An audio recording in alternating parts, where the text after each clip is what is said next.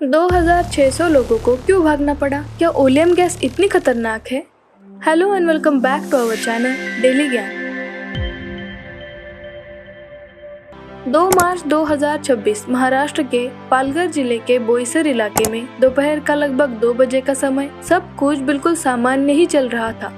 Factories में मजदूर काम कर रहे थे, स्कूलों में भी बच्चे पढ़ाई कर रहे थे, लेकिन अचानक हवा में एक अलग सी गंध फैलने लगी। कुछ ही मिनटों में लोगों की आंखों में जलन शुरू हो गई, गले में जलन होने लगी और पूरे इलाके में घबराहट फैल गई, क्योंकि तारापुर MIDC की एक केमिकल फैक्ट्री से खतरनाक ओलियम गैस लीक हो रही थी। स्थिति इतनी गंभीर हो गई कि 2600 से भी ज्यादा लोगों को तुरंत उस इलाके से बाहर निकलना पड़ा। लेकिन सवाल ये है कि ये गैस आखिर लीक हुई कैसे? अब जानते हैं कि घटना कैसे हुई। ये घटना हुई तारापुर MIDC बोईसर, पालघर जिला, महाराष्ट्र में। वहाँ मौजूद एक बगेरिया इंडस्ट्रीज नाम के कंपनी में 2 मार्च 2026 को दोपहर के करीब 2 बजे कंपनी के अंदर मौजूद ओलियम गैस के स्टोरेज टैंक से लीक शुरू हो गया। ये टैंक लगभग 2500 लीटर क्षमता का था और इसमें लगभग 65% तक केमिकल भरा हुआ था। जैसे ही गैस लीक हुई, हवा में white fog like toxic cloud बन गया। हवा के साथ ये धुआं करीब 3 से 5 किलोमीटर तक स्प्रेड हुआ और कुछ ही मिनटों में लोगों को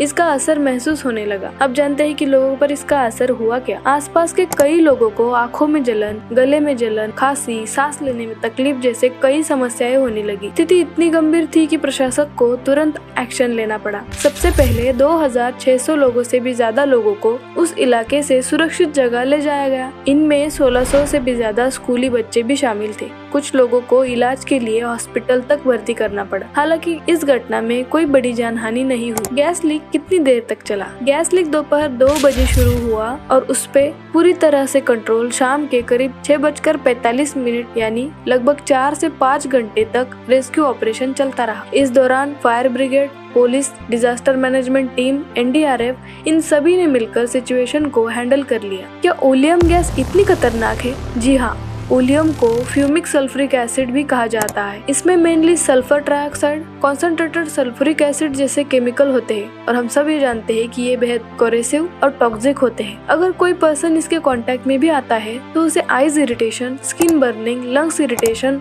और गंभीर स्थिति में जान का भी खतरा होता है। इस पर सरकार ने क्या एक्शन लिया? इस घटना के बाद प्रशासन ने तुरंत कार्रवाई की।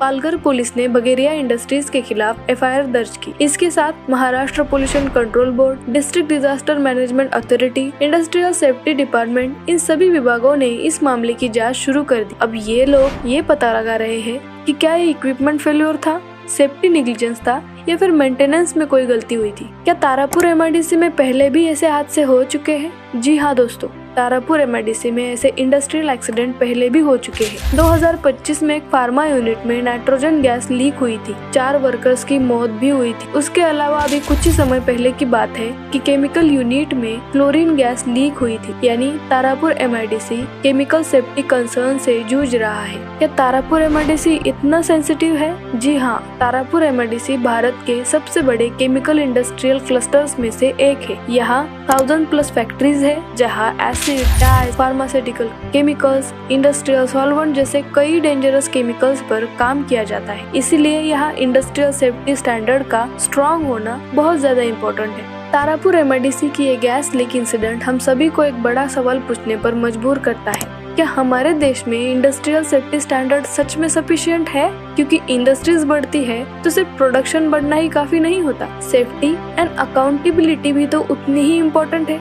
क्यों?